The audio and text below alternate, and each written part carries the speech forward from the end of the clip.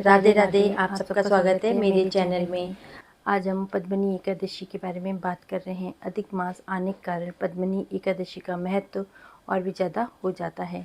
लोगों में पद्मिनी एकादशी की तिथि को लेकर बहुत ज़्यादा कन्फ्यूजन बना हुआ है कि व्रत किस दिन रखेंगे, पारण क्या कैसे करेंगे, किस समय करेंगे। अधिक मास को पुरुषोत्तम मास भी कहते हैं। जब इस पवित्र मास के शुक्ल पक्ष की तिथि पे एकादशी आती है तो उसे पद्मिनी एकादशी कहा जाता है।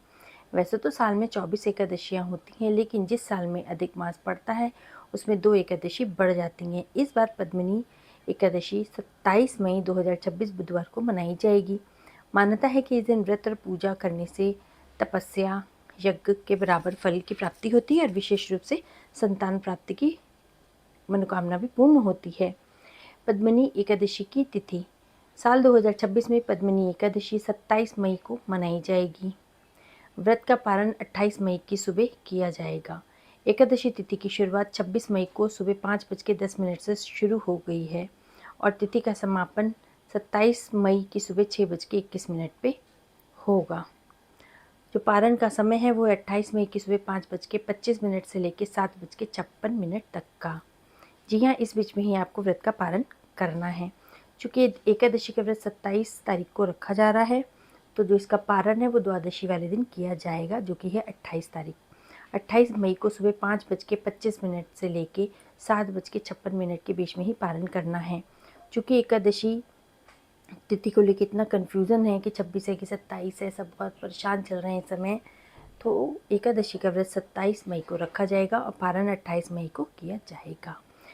पद्मिनी एकादशी अधिक मास में आती है, इसलिए इसका महत्व कई गुना बढ़ जाता है। इसका व्रत रखने से पापों का नाश होता है, पुण्य की प्राप्ति होती है, सभी मनोकामनाएं पूर्ण होती हैं। खासकर संतान से जुड़ी हुई भगवान विष्णु और भगवान कृष्ण की कृपा विशेष रूप से प्राप्त होती है। पूजा विधि इस प्रकार है।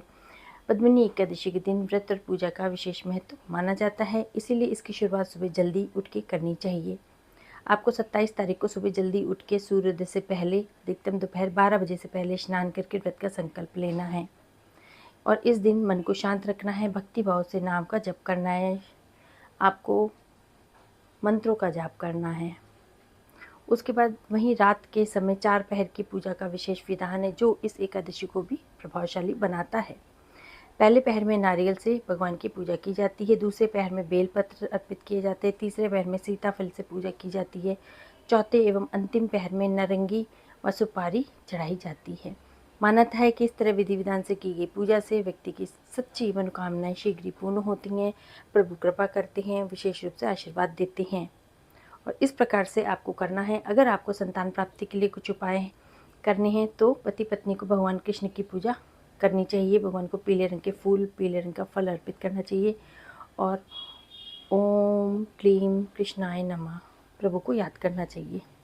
बाधा और श्राप से मुक्ति के लिए आधी रात को भगवत गीता के 11वें अध्याय का पाठ किया जाता है, घी का दिया जलाया जाता है और भगवान कृष्ण की पूजा की जाती है।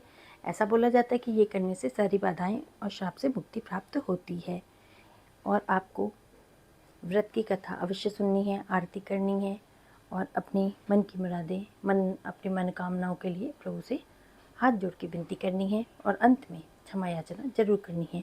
द्वादशी वाले दिन 28 मई को आपको पारण करना है और उसके बाद आपको दान जरूर देना है। गरीबों को अन्न, जो भी आप दान दे सकें, अन्न है, खाने का सामान है, खरबूजा है, तरबूज है, वस्त्र हैं, पंखा है ना, घड़ा है, सब आप दे सकते हैं। अगर आपको मेरा चैनल पसंद आया हो तो इसको लाइक, शेयर और सब्सक्राइब करिएगा। धन्यवाद। ओम नमो भगवते वासुदेवाय।